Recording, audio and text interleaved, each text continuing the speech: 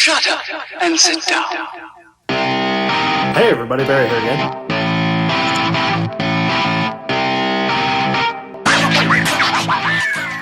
Hey everybody, Barry here again. Of course, the day that I'm planning on going cutting, welding, plasmaing, grinding, I wore a clean shirt.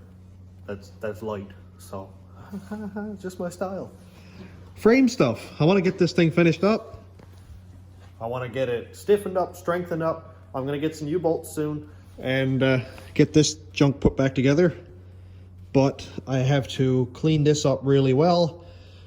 The plan is I'd rather not have a seam right here because there's already a seam up there. So I think I'm going to cut it up here a couple inches so I can still comfortably get at it with the MIG welder. Probably up to about right here. And I'll have a seam here. And I'll run my plate up here as far as I can, wherever. And weld it in. And cutting this out will allow me to put a plate from, say, here over to there and weld it all the way around. I know the frame looks really scaly, but I've checked it. I've hammered on it and hammered on it and hammered on it. Nothing moved. It's just gross looking because there was a lot of sediment and stuff there. And I'll make sure to make this thing quite strong. With some recommendation from Fitz, I've got, this here is 3/16. I used it for a drive shaft loop before, but I'm going to repurpose it now. And I'm going to run a strip across the top here, just for demonstration, just like that. And I'll probably run it 2 inches and 2 inches or 3 and 3, something like that, and I'll weld it the whole way around. And if I have enough, I'll do the same on the bottom. Not a lot of room there, but I can still get it probably like back to right here. So that'll help it from opening the frame up because it's going to be welded there and there. I will plate it inside the frame first, run some paint there just so it doesn't continue to rust, and then I'll plate the outside, and then I'll put a plate on that seam.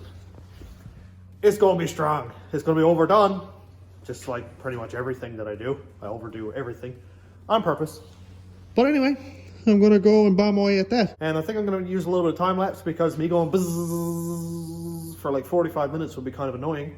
And hopefully by the end of this, I might have a little bit of paint on the frame or have it boxed. And before I start again, I'm going to cut this section out. That's this like plate or whatever here, because that's rusted to pieces anyway, it doesn't matter. And I'll cut out what's left of this little pipe here. I'm going to plate the whole frame. And then I'll get my 2-inch or 2.5 inch hole saw, buzz it through the plate that I have when I put it there. And then I can run my cross members across, weld it outside, weld it inside. That's going to be plenty strong and pretty much last forever. And if I feel like it, I might put a couple frame stiffeners across this way. Like I left this because I don't know what I'm doing with it yet. And I don't want to get ahead of myself with that. So I might end up tying this into the frame here just to help the frame sort of like this way. And I might be able to integrate a drive shaft loop in there somewhere. So I'm not getting ahead of myself with that. Other than that, I'm gonna go and fire up plasma cutter and fire up the grinder and the welder, get some stuff done.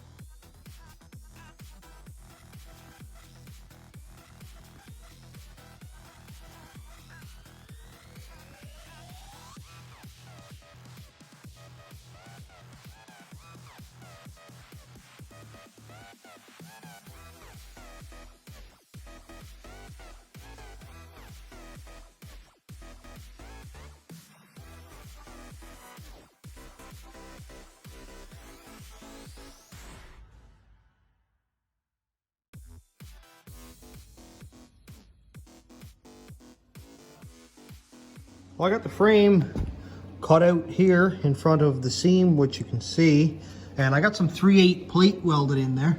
It's not real pretty because flux core, that's all welded in. So now that it's braced on the back side back here, I think I'm probably gonna do my strips here next. I'll do 2 inches on each side and weld it the whole way around, and do the same on the bottom. And that'll be plenty strong for what I'm doing. No dirt roads, no, no big scary stuff. I'm not pulling loads into things. So that'll be plenty strong. And that way, my seam where it meets the box here, because I'm gonna be boxing the rest of this, that seam won't be right on the seam here. It's gonna be ahead about 3 inches or 2.5 inches, and then the seam will be there. So this will be one solid piece, covering that. So it's gonna be sort of like zigzagged. All the seams are gonna be in different places. So it's gonna be really, really hard to pull that apart. And that's my goal, is for this to never come apart.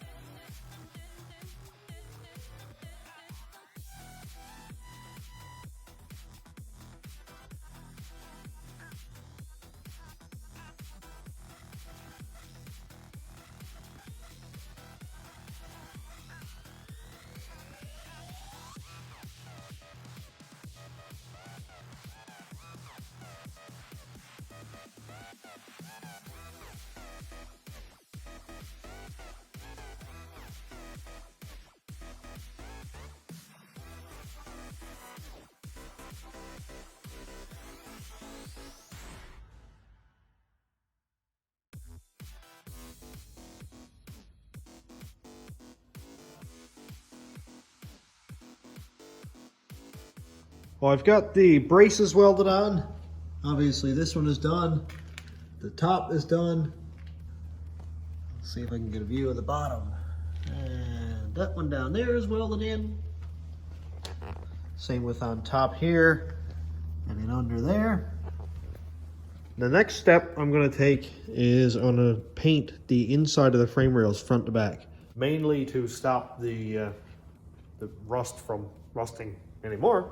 I know some of that paint is going to burn off when I weld in the box and stuff, but it'll give it the best chance anyway. So I'm going to go ahead now and I'll probably vacuum some of this out, take out some of that junk there, and I'm going to go ahead and paint that before I go too far and forget to paint it. What I'm going to use is this Krylon rust stuff here. It's just leftover paint that I had, so, and now it's black.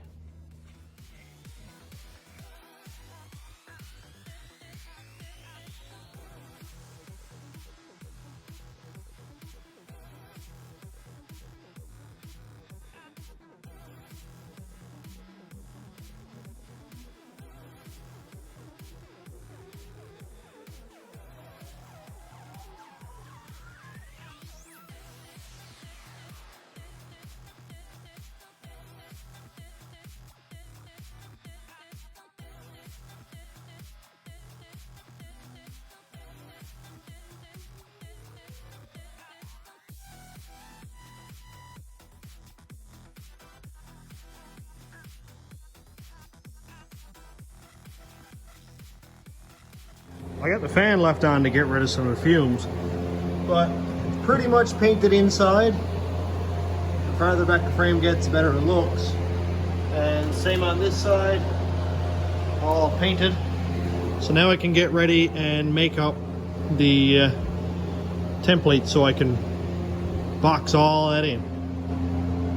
And then later on I can start making cross members. I'm thinking about this one here that goes up in front of the cross member for the transmission. I'm thinking about running it pretty much the whole way back with stringers out to each frame, or outriggers, or whatever you want to call it, and then have a couple of drive shaft loops. And that'll tie all that together. And I've got a pile of, I think it's around 2-inch outside diameter or 1.5 inch inside, whatever you want to call it, Schedule 40 pipe. and it'll be plenty strong. Well, a couple more small developments since the last time I filmed, which was like yesterday or the day before. I brought in this piece of plate, and by plate I mean I guess it's kind of sheet metal. It's thicker than 16th inch, and it's really, really stiff. Like, you cannot bend that stuff. So I'm gonna box the whole frame. Also, I finally found some U-bolts. Huey and Nick at Select Auto Body gave me a good deal on 4 U-bolts, and they're way more expensive than I expected them to be.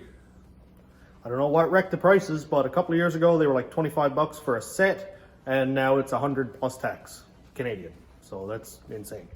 But I don't know where they went. Over here. Here we go. 4 good factory U-bolts, not real rusty. And he said one of them doesn't have nuts, so you'll have to find some.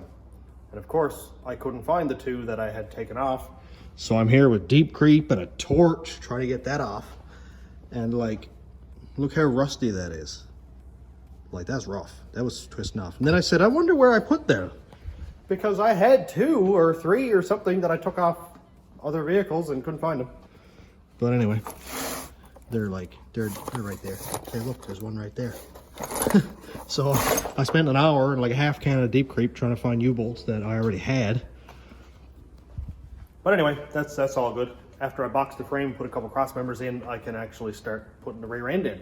And then I can start putting the engine in. That won't be this video because I'm getting ahead of myself. I'm just going to make up a cardboard template and run it right back to that cross member. This cross member is coming out, but not until I put other cross members in along here. Then I can cut that one out because it is rusty. You can see down here, if you can see, anyway, it's rusty. So I'm going to go and make up some cardboard templates, lay them on this sheet metal, and then weld them in. Now, you can see that the forward half of this frame is sort of like a C, like the frame kind of hangs down like this. And I could trim it and cut that down spot off and have it just like this. But I think that might add some strength because it is fairly thick. So I think I'm just going to cap it right up against that and then weld along, and then I'll weld it right on back to there. No boxing is not like completely necessary, but you know, this is a fairly narrow frame and it's going to have a tendency to do this and rock on the suspension because of how narrow it is. And I don't want any twist. There's going to be a lot of power in this thing and it just wasn't made for it. So I'll make it a lot better. And then we'll talk about what's going to happen with these bars and where that goes back here and stuff. But as for right now, I'm going to start boxing. I jumped a little bit ahead because I'm letting my phone charge because I forgot my phone cord home. So I made my template, which is going to sit up against the frame right back here and then back to that cross member. This is ridiculously hard to hold, actually. So there's that. And I'm hoping that it's going to also fit over on the other side. I'm going to decide if I'm going to cut this piece out or if I'll just cut it off on a straight across right there and remove this piece of pipe. Because that is heavy. That's 1/8 of an inch. So that's actually not hurting there at all. And it doesn't look rusty. You know, I'll just cut it straight down there. Get rid of this welded section and then butt my piece up against that. Now I've had a thought, had conversations with a couple of guys on this, and there's a possibility I might have to flip the axle and put it on top of the springs, which would make it obviously very close to this snubber right here, or Jones bumper, whatever you want to call it. So I'd have to remove that. And I think it would make the rear end contact the frame. And I don't like half notching a frame. I never really liked it because if I want to lower the truck a little bit more, then it's gonna get too close and then I end up doing something like a monster notch. So I don't know if I have to do that on this yet or not. So I'm gonna assemble this as if I'm putting the axle under the leaf springs, just as if it was normally. If I have to do a flip kit, this box is gonna help anyway where I'm boxing the frame. And then I'll just do my notch from there, flip the axle over. It's only a weekend job, nothing serious. So as of right now, it's gonna be regular, or regular is going to get anyway. But I'm going to go cut this out of that sheet metal and see where we are with it. I'm not going to grind off this paint because, well, paint's going to help stop it from rusting. And why would I tear off that paint just to paint it again? So the inside I'll leave, the outside I'll probably scuff up later on so I can paint the whole frame black. But that's a good base anyway, so it's not going to hurt.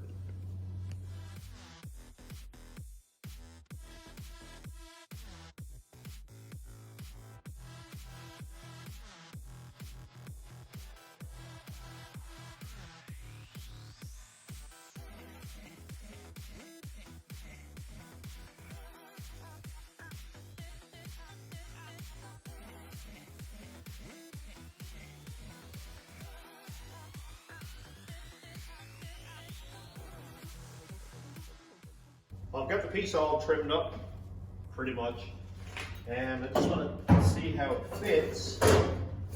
So, I don't think that's too bad at all. It's going to be trimmed a little bit more on top.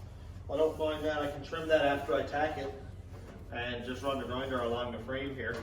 I left it a little bit high right here because the frame dips in, and I'll have to kind of tack it in or clamp it. But I think that looks okay, actually. I don't think that's too bad at all. I'm not real good with the plasma cutter, so it's really jittery looking and stuff, but that'll weld up just fine. And you can see why I left these flat sides here now, because it's going to be really easy for me to weld that on and not have to worry about it being too high or too low. Sweet.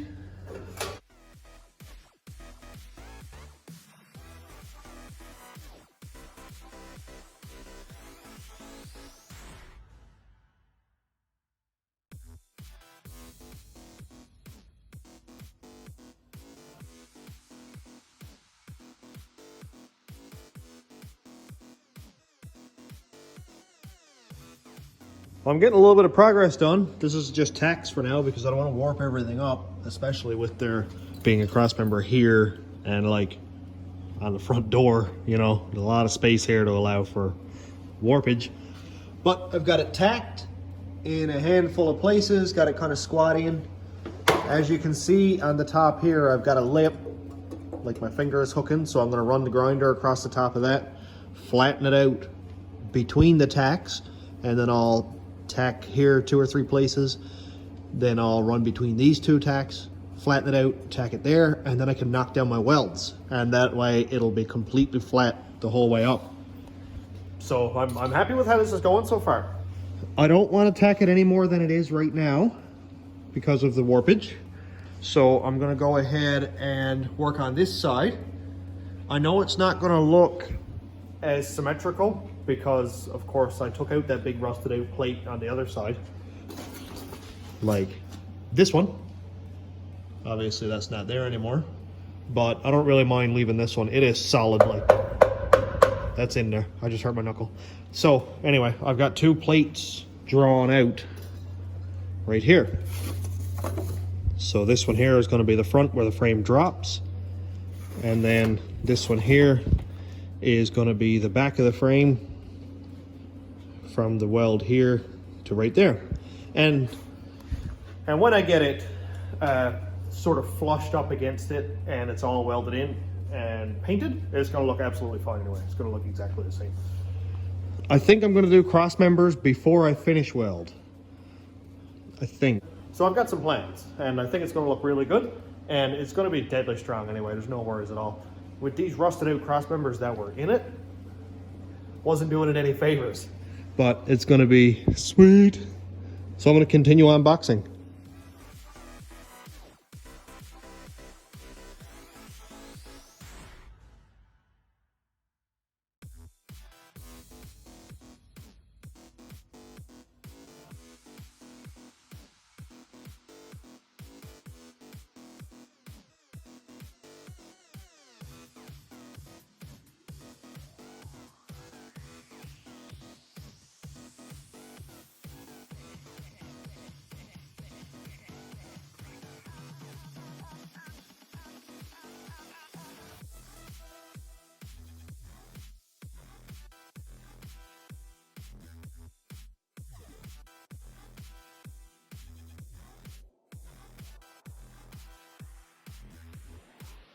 Well, this is making some actual progress.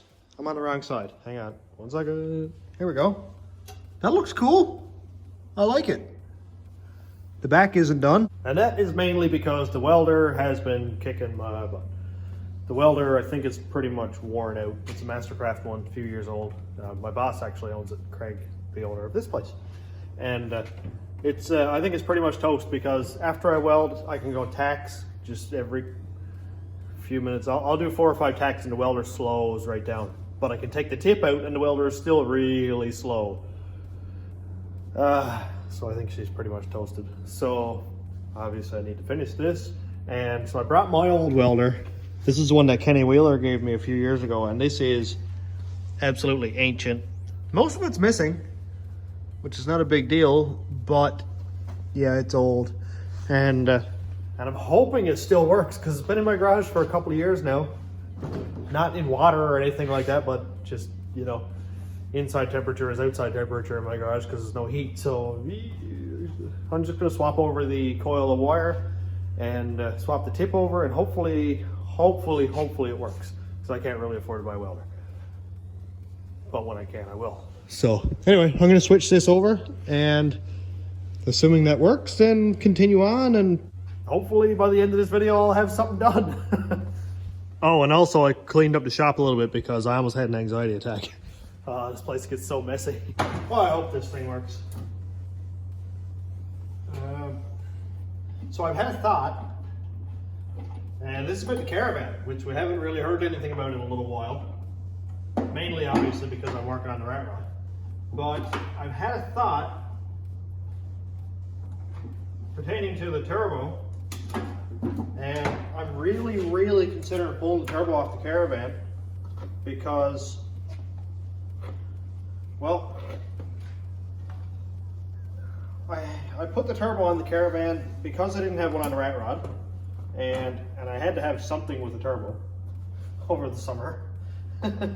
You know, I can't just not, because I like it too much. And I thought about pulling the turbo off the Caravan and using some of those parts on the rat rod. I'll see. I'm still not quite sure, but I think I might do that. The wastegate has been sticking on me like crazy, and it's been sticking since like the first or second summer that I put the wastegate on, or that I bought it. It was just an eBay one, which is not really a big deal or anything. It's not like, well, I can't say it's not a big deal because it did blow up 2 engines that I know of. So, you know, wastegate's sticking. The hot side is really close to the frame and close to the engine, where the engine bay is so tight, and brake blinds, stuff like that. So I'm nervous about going on long trips with it. And, well, the Caravan is going to be a daily, which I know is ridiculous, but it is what it is. It's going to be a daily driver.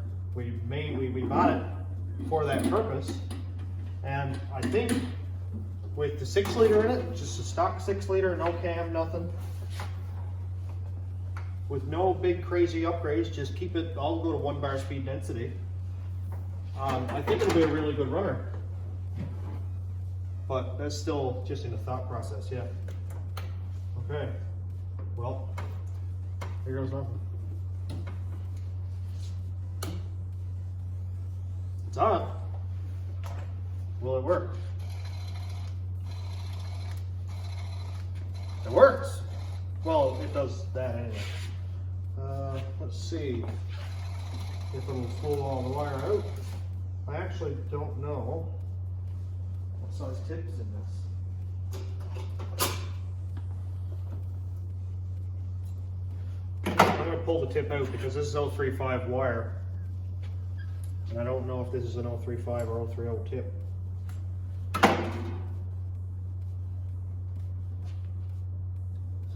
Another crazy thing about this welder is it's ancient, it's pretty old. The trigger only controls the spool motor, which pulls the wire out. It's always live. The wire is always live, so as soon as I touch the wire to the metal, it welds. And the first time I turned it on, I didn't know that.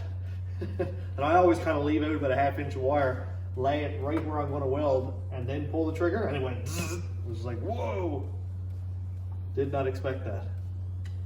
So, I think the technology has come a long way in the last 20 years, probably.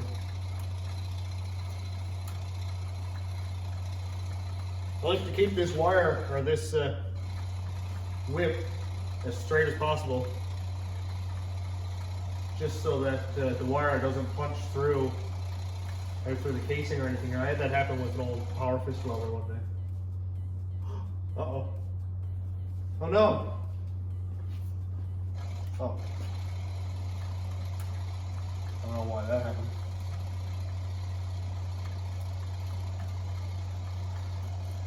Come on.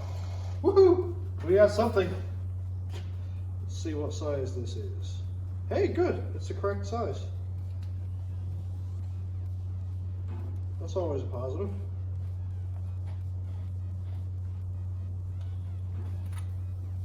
Oh. Okay then.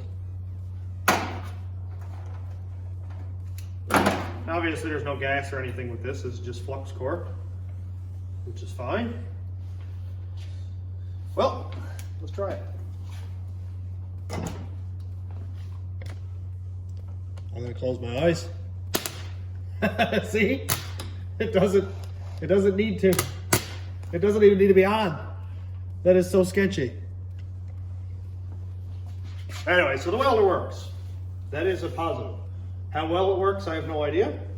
I just noticed that there's no clamp thing that holds this spool cover thing on. So I'm just gonna drive a screw in over the washer and hopefully it never comes off. But I think we might be back in business.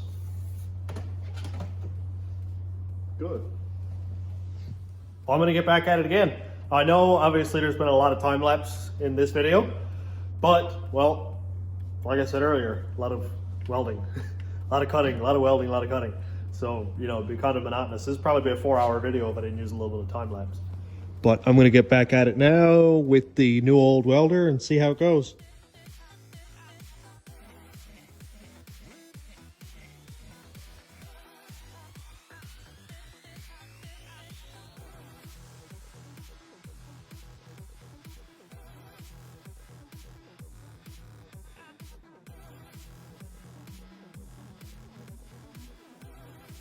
Got the other set of the box welded in, or tacked in anyway.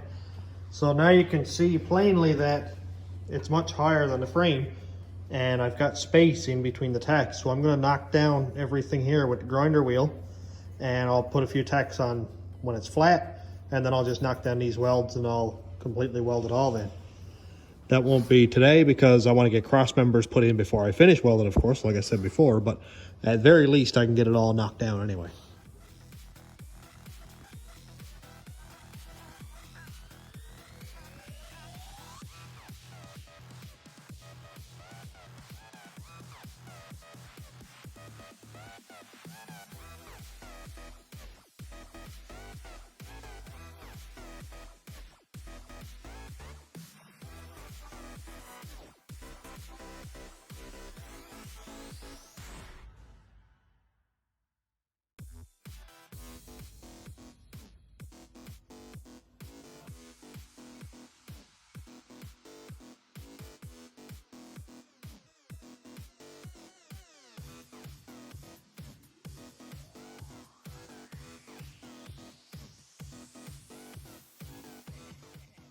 Well, I'm back at it a little bit.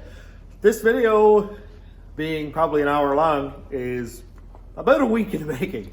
So I'm back at this here. Obviously just got it boxed, all tacked into place, and I don't want to finish weld it and have, say, 4, 8, 12, 16 feet of welding with cross members that are like 8 feet apart, because that gives a lot of this movement or potential for it.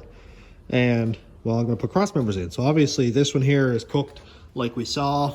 Like, that's not very good down there. But I need to leave this one in so that I have, you know, it doesn't move. So, you know, that is the same size.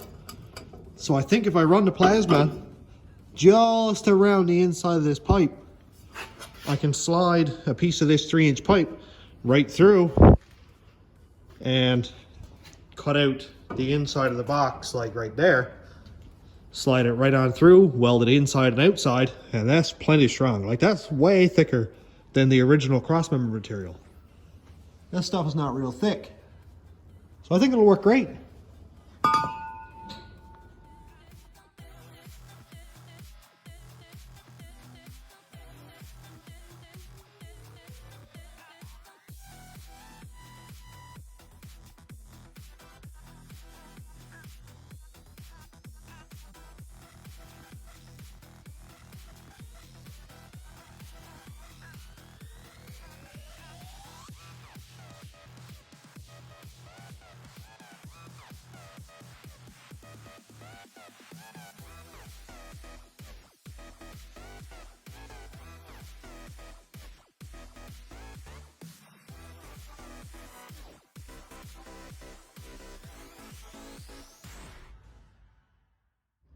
Well, now something's working. Something is actually working. Let's just lay it in place for now. So now I need to line up basically where it's going to be, because you can see that the pipe sticks out here a little bit, pretty much the length of the weld itself. So I think I'll do the same thing. So that would mean that I'd take the pipe and put it just about right there. That's far enough for that. Get a good bead on there, and I can weld it on the inside also. And now I'm just going to go over here and mark the length of that, and then I'll just throw it on a chop saw, cut it off. Then I can make sure that the frame hasn't moved, like hasn't come off square or anything, because, you know, it's been like this now for a week or so, and I want to make sure that it hasn't moved. I'll use straps if I need to square it back up, and then weld it in. It's working really, really well. Well, I got it cut off, and man, it looks perfect. Nothing to it. So I went ahead and welded one section. That looks pretty good for flux core. This is a new welder I'm trying out. The Mastercraft one completely finally gave out. Like, it did well. It lasted a long time, but it's cooked. So Craig bought a new welder for the shop. This is a forney 140, and it of course matches the plasma cutter. And it's really loud. Hey, look, they match. They look actually exactly the same. Man, that's so cool. The plasma cutter works awesome. We've been using it now for like 3 years with no issues whatsoever. And this forney one here, this is a wire feed flux core. It doesn't use gas, and there's no hookups for gas on it, so it's way cheaper than a gas welder. And it works wicked. So I'm still getting used to it and figuring out everything. And one cool thing about it is it's got a huge ground. Like, that's like 4 gauge or something, I think. And a big ground clamp. Everything here is all, looks to be really well built. The trigger looks really good, solid. And the coolest part is it uses a 20 amp receptacle. And it comes with an adapter so that you can use a 15 amp also. So you just plug this one here in, you just plug that one in there like that, and now you've got your regular 15 amp. But of course a 20 amp is going to allow you to have more power. So that's what I'm going to weld the frame up with now. Now I'm going to kind of cheat with this one because our 20 amp circuit is right here, and the welder doesn't have a long enough lead so that I can weld the truck all the way back there. So I'm going to kind of cheat. I'm going to use my heavy duty extension cord. It's made for a regular 15 amp, so it's got the 2 straight, but this one accepts the regular 15 amp or the 20 amp. So I'll plug my extension cord into here, run it over to the welder, use the regular 15 amp there, and I'm doing it completely wrong, but it's going to work. So if any electrical people are here watching, cringing, sorry. Let's weld it up. But I'm going to make you watch.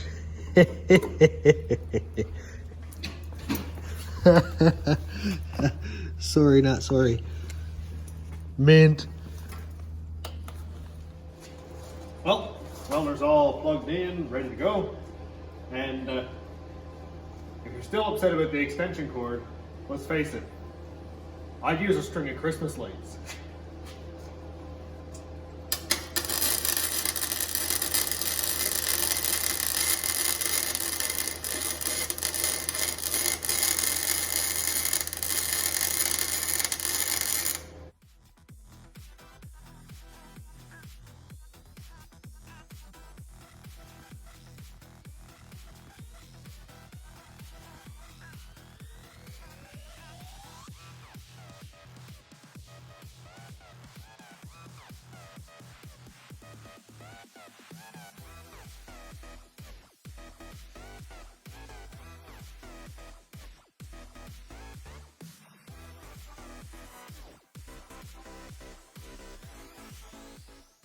I got a little bit of welding done, and I'm sad to say that the little forney didn't do it. It was not heavy enough at all. Like it's a fine little welder if you're welding like 1/8 inch or something real small, hobby welder, that kind of thing. So I was talking to Craig about it, showed him, and he's like, "Man, it's not going to do it." So then out came the big gun. This thing is absolutely wild. This is the Forney 140 MIG, and this one actually is ready for gas. It has the input right here for CO2, argon, all MIG, blue shield, whatever you want to use. And this thing is beefy. I've always had like the Mastercraft or my old arc welder turned up on max, and the speed, you kind of regulate your heat with the speed. But I had to turn this thing down. I'm not used to that. Man, what a unit that is. It's wild. It's like, this thing is heavy duty. I love it. And like the big connections here for the big wire in, like this is nuts. This thing is so cool. Like, look at that. Wild.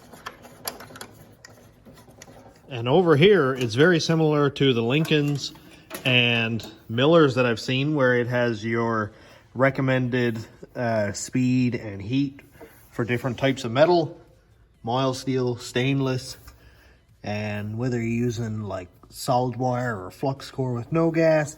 This thing, man, it's really cool. And I just got a little 2-pounder 030 in there for now. And of course, I'm using flux core like I've been doing forever. I recommend gas. Gas is more expensive, harder to obtain.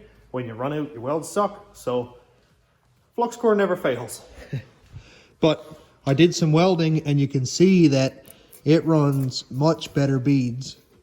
And I'm just going to run the wire brush over this for a second.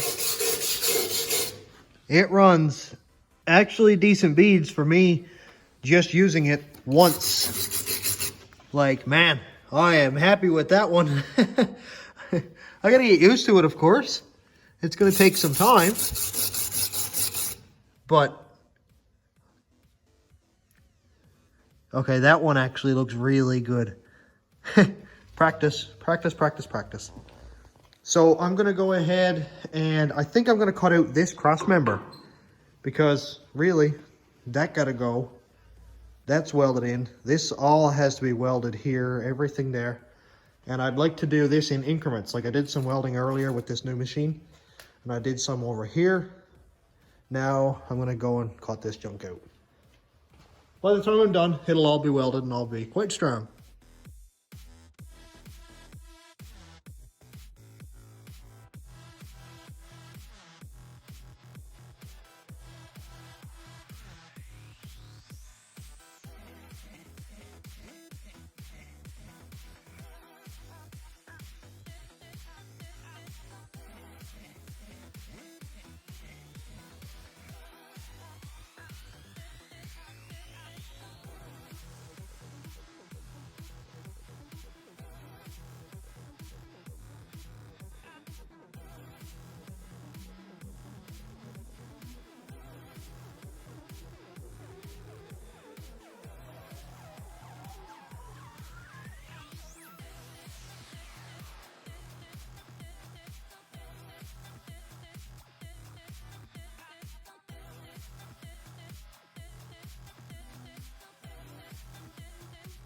Well, this is actually working okay. It's giving me a really hard time, but it is working. I've still got to trim the top and the bottom, same thing as I did up here. This side oddly worked better, and I think it's because I cut that one first. I thought about trimming the frame because the top and the bottom are different. It's not one straight piece of C-channel like this. The bottom is kind of like wavy. I don't know why. They made the bottom wider and narrower in spots. But I didn't bother with it. It's not, I'm not going for aesthetics on this. Like, it is going to be painted black and it's going to look fine and stuff, but I'm not going for amazing looking. Let me turn this light off so it's not too much glare on there. But yeah, it's gonna work fine and it's gonna look fine. So I've got to put one more piece of pipe through here, and I'm using pipe that's thicker than what was there originally. That's like thicker than 16th inch, so that's really good. I'd assume it's somewhere around 14 gauge maybe. So that's gonna be great. And I've got to decide whether I'm gonna have my shocks staggered like was original, like this way and then that way over here, or if I'm gonna make a new cross member right here and put two of them almost vertical. I'm not sure yet. Like I said, not going with drag shocks, not going with anything ridiculous, just a good driver while also making pulls in Mexico. So it's gonna be, it's gonna be comfortable. It's gonna be cool. And I might just knock off those shock mounts that are on the other control thing over there. Anyway, but there's original shock mounts that are in really good shape. So I might just knock the welds off of those and weld them right back onto this pipe again. And that'll be something else that I don't have to go fabbing up. And the factory stuff always looks nicer than what I can make anyway, so that'll be good. But I'm gonna finish this up here because this truck has been absolutely killing me this week. Just seems like such slow progress, just welding and welding and welding, and the welder's not working and my backup welder not working. So it's nice to end this one off on a high note and start the next one on the same high note. I think the next video, I will just finish this up really, really quickly, throw the rear end in under it, and just kind of line that up, make it a roller, stab the engine in it. Hopefully. And then I can start working on like some maybe turbo placement or some exhaust or some wiring. I got a lot to do, so just take your pick. So I'm gonna finish it up here and go home and get a shower because I'm absolutely full of grind, weld, flux core, plasma cutter, slag, everything. I'm full of it all. So thanks for checking out the channel, and thank you to my patrons and YouTube members. If you want to check out Patreon, it's patreon.com/stationroadratrods, and YouTube members link is down here. And thanks for watching. Have a great day, everybody.